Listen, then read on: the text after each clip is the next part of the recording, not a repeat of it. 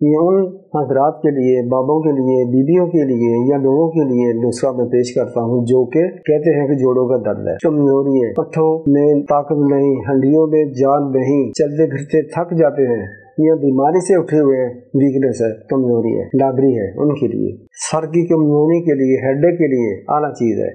یہ جو میں نے بتایا ہے دردوں کے لیے، اعصابی کمزوری کے لیے، بخاروں سے یا بیماری سے اٹھے ہوئے لوگوں کے لیے بہترین نسخہ ہے۔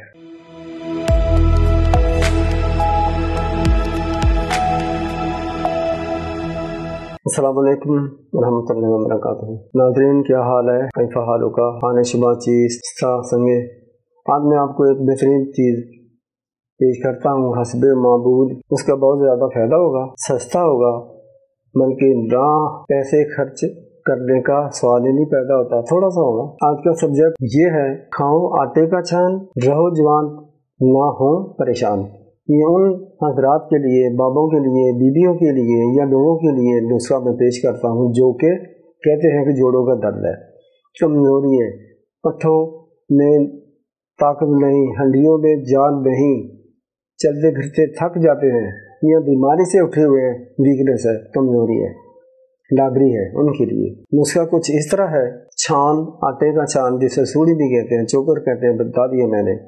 یہ ہم نے ایک چاول کھانے والی چمچ لینی ہے، اس سوڑی کا ایک چمچ چاول کھانے والی بھر کر برتن میں ڈالیں، 3 چھوارے ڈالیں، دار چینی کا 1 انچ کا ٹکڑا ڈال لیں، 3 کپ پانی ڈالیں، جوش دیں۔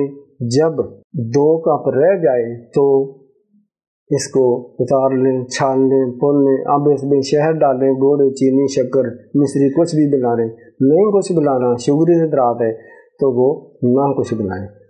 اب یہ بہترین نسخہ ہے، اس کو آپ نیم گرم پی لیں، صبح کو پی لیں، دوپہر کو پی لیں، شام کو بھی پی لیں۔ جب بھی بنانا ہے اسی تناسب سے، اسی ویٹ سے، اسی مقدار سے آپ نے بنانا ہے۔